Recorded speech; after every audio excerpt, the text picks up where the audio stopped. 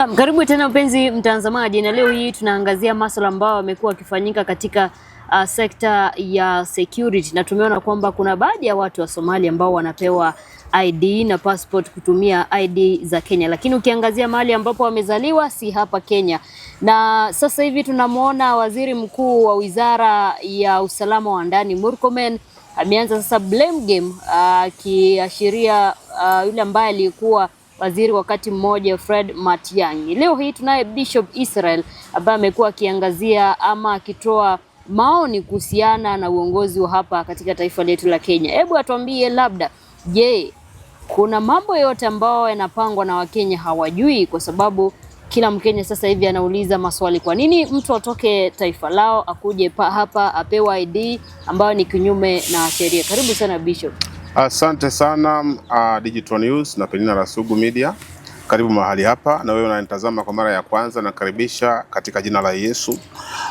Mimi ndiye Bishop Israel Yohana, ndio nimekuwa nikitoa utabiri kuhusu nchi ya Kenya na vile ambavyo mambo yanaendelea katika serikali na vile mambo yanakuja kutokea katika serikali. Na watu wanauliza mambo haya yote, Bishop, huu unajulia wapi?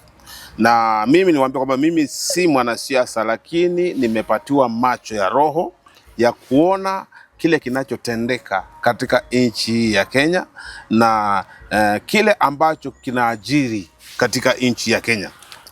Na nitawaambia mambo ambayo yanaendelea katika nchi ya Kenya ni mambo ambayo serikali iliruhusu yenyewe. Kwa sababu napoangalia sasa kumekuwa na na wasiwasi, kwa sababu nchi ya Kenya sasa tunaenda kuingia mahali ambapo nchi ya Kenya inaenda kuwa na insecurity, kwa sababu mtu yoyote kutoka nje anaweza patiwa kitambulisho hata pasipo kuulizwa maswali, hata pasipo kujalisha ametoka wapi, mradhi tu kwamba yeye katika mkono wake ana nini. Na unakuta kama Mkenya wa kawaida hata kupata kitambulisho inakuwa ni ngumu sana. Mkenya wa kawaida kwenda kupata kitambulisho anaambiwa ngoje miezi 6.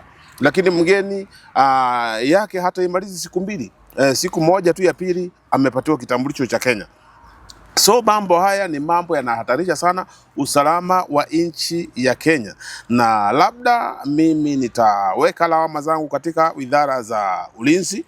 Na shida ilianzia tu mahali ambapo walimweka Mr. Ndwale kuwa waziri wa defense. Na mnaelewa Ndwale is a Somalian. Ndwale is not a Kenyan. Ndwale ni mtu amezaliwa Somali, kwa sababu hata ukimuuliza Ndwale amesomea shule gani katika nchi ya Kenya, hakuna shule ambayo Ndwale amesomea katika nchi ya Kenya.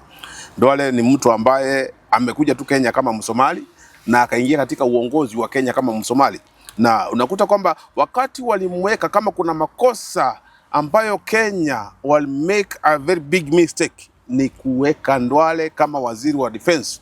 Hata idara ya usalama ya wanajeshi ikawa na wasiwasi, wakaanza kulalamika mpaka ikabidi kwamba tolewe mahali pale, kwa sababu yule mtu alikuwa ana leak information yote ya Kenya to the Somalis na hata kwa watu ambao wanaitwa Al-Shabaabs. Na unakuta kwamba alikuwa na force kuingiza Wasomali katika jeshi, ambayo ilikuwa pia inahatarisha sana usalama wa nchi ya Kenya, kwa sababu unakuta Wasomali ni watu ambao wengi wao ni watu ambao wamekuwa wakihusishwa na ugaidi wa kimataifa. So tatizo lilianza tu wakati Ndwale alipokuwa waziri wa defense, na akaweza kuwaingiza Wasomali wengi sana katika nchi ya Kenya, na pia akaweza kuwaingiza wengi sana katika katika Kenya Army na pia Kenya Air Force. So ni swala ambalo linahatarisha sana usalama wa nchi ya Kenya, na mambo haya yote waliosababisha ni serikali yenyewe, kwa sababu jambo la kwanza, kumekuwa na ulegevu katika serikali hii ya Kenya.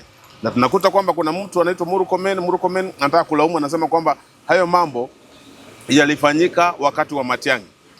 Na mimi nitamwambia kitu kimoja, Murkomen ndiye waziri wa internal security katika nchi ya Kenya, na ni mtu ambaye anafaa sana kuangalia nchi ya Kenya iko salama na mipaka yetu pia iko salama. Lakini unakuta kwamba sasa mipaka wamefungua wazi, mradhi tu kwamba mtu ana nini katika mkono wake, ametoka nchi gani, ni mtu aina gani, ni mkora, ni jambazi wanakuja wanampatia kitambulisho. So mtu anaitwa Murkomen pia kutoka aingie mahali pale, ameruhusu nchi ya Kenya imevamiwa na watu ambao ni hatari sana. Imevamiwa na watu kutoka mataifa ya nje, na wote wanapokuja Kenya wanapata kitambulisho tu kama kitu ambacho ni kitu kidogo sana. Na ndio najua kwamba kuna mbinu ya kutafuta kura na katika means yoyote, lakini hata kama ni kutafuta kura, hauwezi uza nchi yako kwa wageni, hauwezi hatarisha nchi yako kwa sababu ya kutafuta kura. Ndio hata kama kura inatafutwa, lakini shida wanayeingiza Kenya itawaletea shida miaka na miaka, kwa sababu wanapoingiza wageni katika nchi ya Kenya na wengine wanaweka katika serikali, watafika mahali pale na wafanya hata mikakati ya kupendua serikali. Na unaelewa kwamba Wasomali katika ulimwengu mzima, nchi kama kuna nchi inaogopewa ni nchi ya Somali katika ulimwengu mzima, na hata ikatangazwa kimataifa kama kuna mahali pa kuogopewa dunia mzima ni mahali panaitwa Somali. Lakini the big mistake wanayefanya ni kuwaruhusu wa Somali katika nchi ya Kenya, wanawapatia vitambulisho vya nchi ya Kenya, na pia wanawapatia nyadhifa katika nafasi za za Wakenya, na wanakuwa sasa ni watu ambao sasa wanahesabiwa kama Wakenya, kutojua kwamba hawa watu baadaye watakuja kulete shida katika nchi ya Kenya. Nao angalia katika nchi hii ya Kenya, unapoangalia kama investment mingi zimechukuliwa na Wasomali, angalia kwamba majumba mingi, viwanja vingi vimechukuliwa na Wasomali.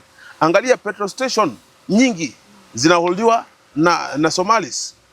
Ukiangalia sasa kama mahali panaitwa Isili pamekuwa capital city, kama ni capital city ya Mogadishu.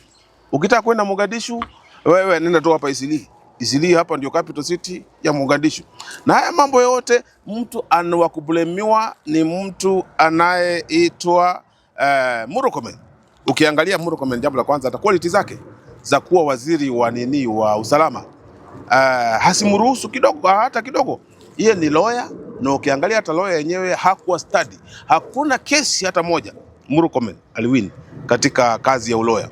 Na unaangalia kwamba mtu huwa anapatiwa kazi kulingana na ushupavu ambao alionao, ama na kulingana na vile utendakazi wake ni mzuri. Lakini umeangalia Murkomen, utendakazi wake umekuwa very poor katika law, amekuwa very poor. Lakini kumpatia mtu kama huyo, kumpatia internal security, ni kuhatarisha nchi ya Kenya kwa kiwango kikubwa sana. Na tunaona kwamba nchi ya Kenya sasa inaenda kuvamiwa na watu ambao ni wa kutoka nje. Ukiangalia sasa si wa Somali peke yake, ukiangalia Warundi ambao wanazungusha kahawa huku na kuuza njugu na kuuza mahindi chemsha, almost 80% wako na vitambulisho vya Kenya. Unashindwa Murundi alipataje kitambulisho cha Kenya? Unakuta mtu anaitwa Ngurunziza. Sasa mtu anaitwa Ngurunziza na majina, hata majina unakuta kwamba hata jina lenyewe halisomeki. Unakuta bodabodas almost Nairobi, utakuta kwamba stages 80% za bodaboda watu ambao wanao hold pale ni watu wa kutoka Burundi, ndio wako kwenye zile stages za bodaboda. So na unakuta almost wote wako na vitambulisho za Kenya. So unakuta nia ilikuwa ni nini ya kuwapatia vitambulisho wa Kenya. Na mimi nataka kuambia watu kwamba hayo mambo yote yanatendeka tu kwa nia moja ya kutafuta kura, ya kutafutia rais kura. Hata Waganda wapo hapa nchini, na Waganda almost nambari kubwa sana ya Waganda pia wana vitambulisho vya Kenya. Tunashangaa walipataje vitambulisho vya Kenya? Enda kama nchi ya Tanzania. Nchi ya Tanzania hakuna mgeni anaweza patiwa kitambulisho.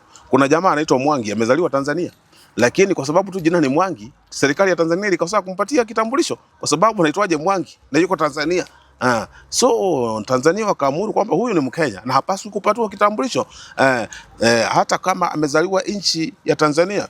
Lakini unakuta kama Kenya, mtu akizaliwa Kenya hata kama mtu mgani, huyo ni Mkenya. Lakini nchi zingine ziko very strict.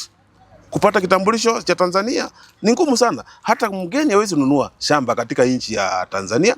Lakini Kenya yoyote mradhi kwamba ana pesa, Hata kama hana kitambulisho, atauziwa shamba, atauziwa nyumba na atakuwa mwenyeji, atakuwa landlord na ni Mrundi. Utakuta Warundi wako na manyumba hapa Kenya, Wasomali wako na manyumba hapa Kenya, wa Kongo wako na manyumba hapa Kenya, wa Tanzania wako na manyumba hapa Kenya, hata watu kutoka mataifa mbalimbali wako na manyumba hapa Kenya.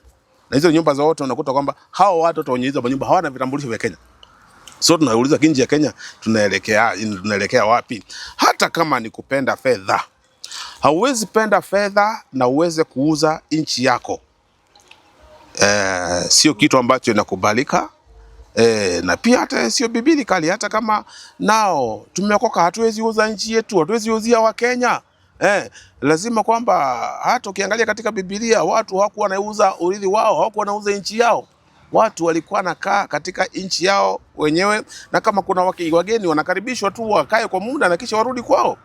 Na inakuwa sasa hapa Kenya mtu yeyote anaweza kuja na own nchi ya Kenya, mradi tu kwamba ana kitu. So viongozi wetu muache tamaa.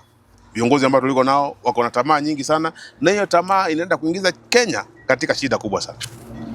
Tunakumbuka wakati ambapo Natembeya alikuwa regional commander wakati wa Uhuru Kenyatta. Baadaye juzi tu amekuja akaambia serikali kwamba waache huu mchezo wa kufungua mipaka, kwa sababu hii italeta shida kubwa sana, na aswa wale ambao wanafunguliwa mipaka ni wale watu wa huko labda kutoka huko Somali na wengine. Na tukaona pia serikali ilianza kuzungumza na ikasema kwamba hakuna kitu kama hiyo. Sasa matokeo ndo haya tumeanza kuyaona. Tunamnukuu rais mwenyewe kusema kwa kinywa chake ya kwamba imefika wakati ambapo mambo ya vetting yataondolewa. Na vetting ilikuwa nasaidia watu sana kujua hao watu ni Wakenya ama si Wakenya. Na sijui kwa nini aliondoa vetting na akasema kwamba mtu yoyote atapatiwa kitambulisho. Kwanza watu North Eastern watapatiwa vitambulisho bila ya vetting. Na unaona kwamba huo mpango tu ni mpango wa mtu anaitwa Ndwale. So tunauliza jambo la kwanza, je, nchi ya Kenya hii tutauzwa tukiwa katika nchi ya Kenya? Wakenya tutauzwa tukiwa katika nchi yetu sisi wenyewe?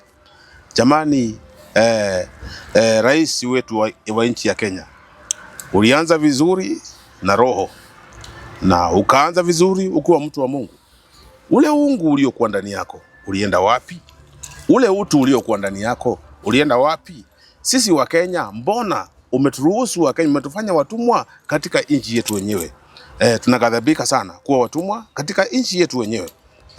So ni wakati ambapo Wakenya tunafaa tushikane mikono, tuiombee nchi ya Kenya, kwa sababu nchi ya Kenya imeanguka katika mikono ya adui.